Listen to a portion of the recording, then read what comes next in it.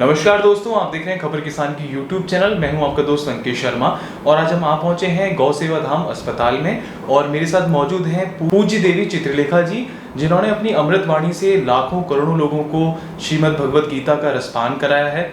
इसी के साथ साथ देवी जी और इनके साथ जो पूरी टीम है वो काफ़ी अच्छा काम कर रही है, देसी गौ माता की सेवा कर रही है। इसके अलावा जो ऐसे पशु हैं जिनको लोग सड़कों पर बेसहारा छोड़ देते हैं या उनकी दुर्घटना हो जाती है, तो उनको गौ सेवा धाम अस्पताल जो है उनकी पूरी देखरेख करता है, उनकी सेवा करता है। तो बहुत बहुत स्वागत है आपका देवी जी हमारे इस कार्यक्रम में। धन्यवाद। ये जो पूरा आपका उद्देश्य था कि गौ सेवा धाम की स्थापना की जाए, तो ये कैसे आपके दिमाग में आया, कि विचार कैसे आया कि ऐसा कोई एक अस्पताल बनाया जाए?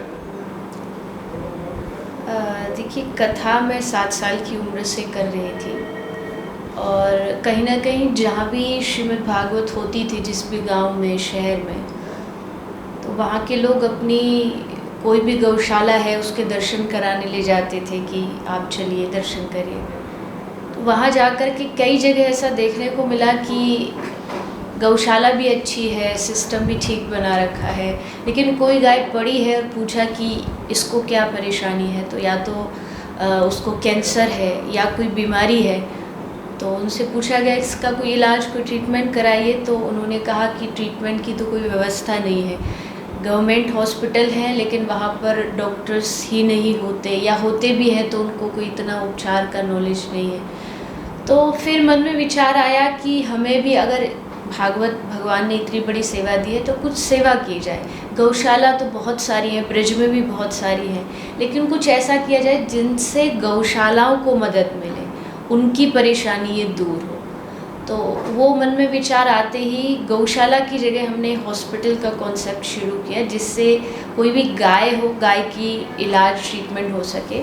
और शुरुआत गाय से ही की थी, पर धीरे धीरे जैसे जैसे हॉस्पिटल बढ़ा, लोग बढ़ते गए, तो अब यहाँ सारे पशु भी आते हैं। तो एक प्रकार का एक पूरा वेटनरी हॉस्पिटल है जहाँ हर प्रकार के पशुओं की सेवा होती है। एक वो किस्सा बता रहे थे प्रत्यक्ष भैया मेरे को कि कैसे देवी जी एक बार एयरपोर्ट जा रही थी, तो वो वाला किस्सा क्या है कि आपने किसी एक गाय को देखा था, वो हमारे दर्शकों को बताएं, फिर आपका एकदम हृदय परिवर्तन हुआ, इस हॉस्पिटल को खोलने का आप लोगों का मन बना? देखिए, वो मैंने बताया कि उदाहरण बहुत सारे थे, पर वो एक एक आते आते आते सामने आते। हमारे घर के सामने भी जो गांव है वहाँ पर घर के सामने भी एक ऐसा उदाहरण है कि एक बैल कई दिन तक पड़ा रहा, हम उसे देखते रहे क्योंकि हमारे पास भी तब इलाज नहीं था। वही ये है कि एयरपोर्ट जाते हुए रास्ते में एक गाय सड़क के किनारे पड़ी थी और एक्सीडेंट उसका हो चुका था। अब एक्सीडेंट हो गया है, अब कहाँ किसको बोले, क्योंकि कोई हॉस्पिटल है ही नहीं जहाँ पर इलाज हो सके।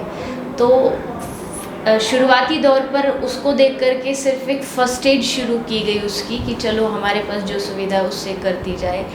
तब मन में आया कि अब तो नहीं, करना ही है। मतलब चलता तो बहुत आ रहा था दिमाग में, जैसे मैंने बताया गौशाला जाते थे, पर तब लगा कि नहीं, अब कुछ भी हो जाए, अब कुछ ना कुछ करना है। जो सड़कों पर ऐसी असहाय गाय यहाँ पड़ी रहती है, उनको कुछ हेल्प मिल सके, मदद मिल सके। आज भी हमारे हॉस्पिटल में अधिकांश जो परसेंटेज होती है वो जो लावारिस गाय हैं, जिनका कोई मालिक नहीं होता, और ख़ासकर जिनका एक्सीडेंट होता है, वो गाय बहुत आती है।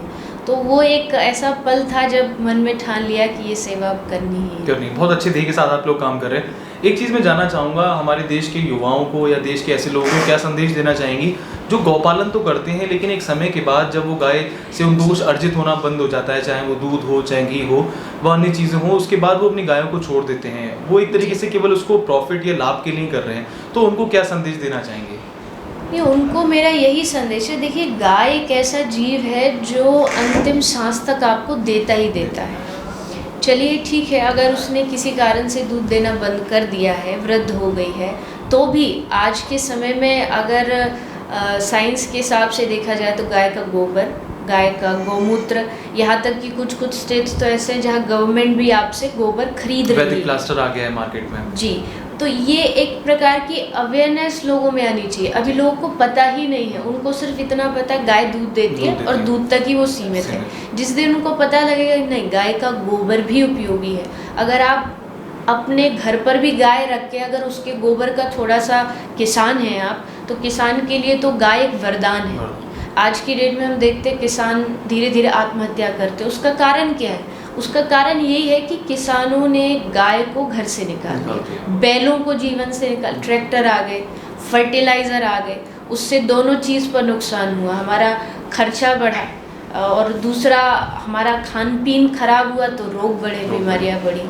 तो ये चीज़ अगर भारत का युवा, भारत का किसान, भारत की सरकार ये सब मिलके समझ जाएंगे कि गाय उतनी ही उपयोगी दूध के बाद भी है जितनी पहले।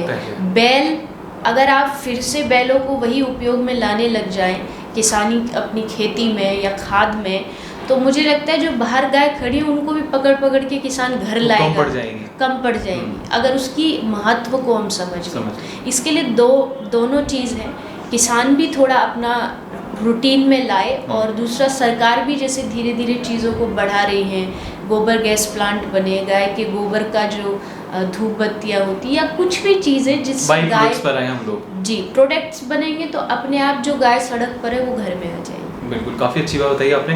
अच्छा, मैं जानना चाहूँगा, आपकी मधुर वाणी से हमने श्रीमद् भागवत गीता का तो रसपान किया ही है, कोई एक सुंदर सा भजन जो आपके मन को भाता हो, जो हमारे दर्शक सुनना चाहें आपकी मुखार बिंदु से, एक बार वो छोटा सा कोई भजन, खासकर गौ माता से संबंधित कुछ हो, किसान से संबंधित हो, तो एक बार हमारे दर्शकों के लिए।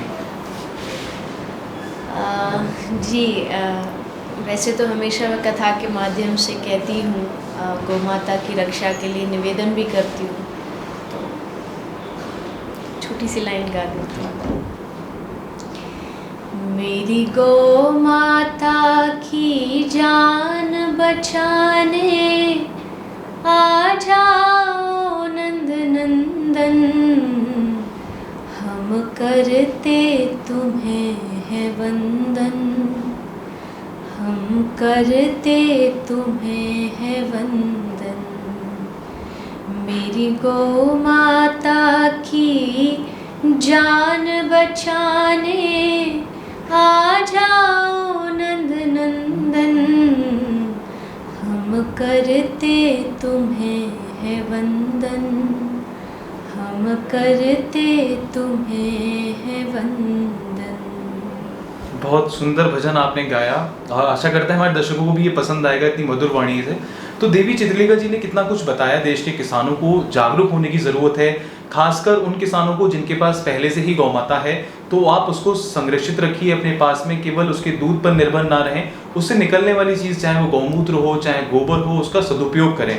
और देश के युवा भी इस ओर अग्रसर होंगे, देशी गायों का संरक्षण करेंगे, देसी गौ माता को अपने घर में जगह देंगे। आशा करते हैं आपको हमारी वीडियो पसंद आएगी। अगर आपको हमारी वीडियो पसंद आई तो इस वीडियो को लाइक करें, कमेंट करें, शेयर करें, हमारा चैनल जरूर सब्सक्राइब कर लें, बेल नोटिफिकेशन दबा दें, जिससे कि आपको हमारे चैनल की सारी ताज़ा अपडेट मिलती रहे। धन्यवाद।